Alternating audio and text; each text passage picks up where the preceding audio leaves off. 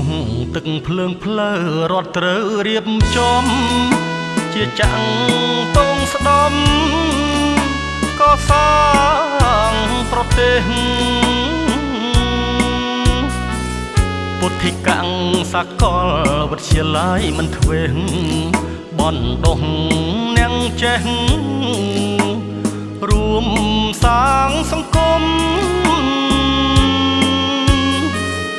ព្រះសង្ឃនិស្សិតសិក្សាចូលរៀនពង្ហុងធនធានមនុស្ស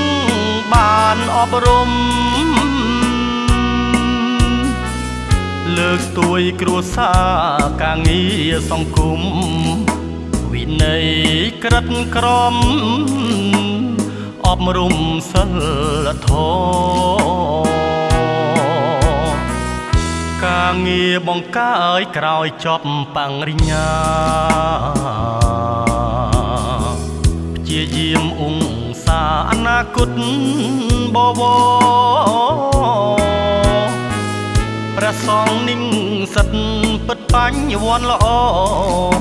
នាវត្តជ្រួយថ្មពុទ្ធដំសឹកសាគោរពដឹងគុណ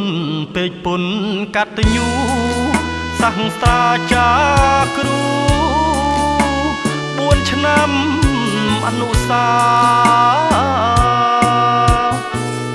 នឹងព្រះសកលបានផ្ដល់អាហាររូបករណ៍សិក្សាជំនាញឯកទេស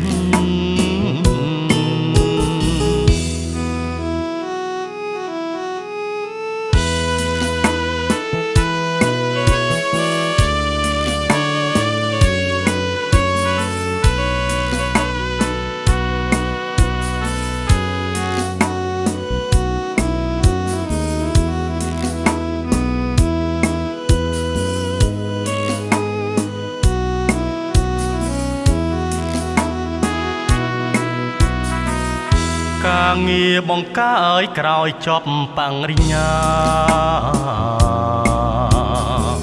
ព្យាយាមអង្សាអនាគត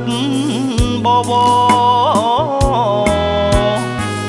ព្រះសង្ឃនិងសិទ្ធពិតបញ្ញវន្តល្អ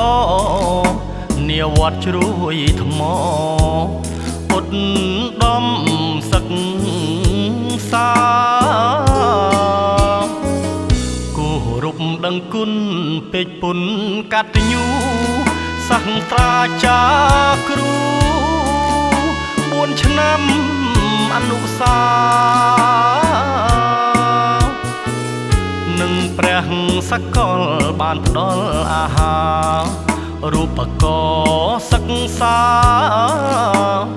ជំនាញឯកទេស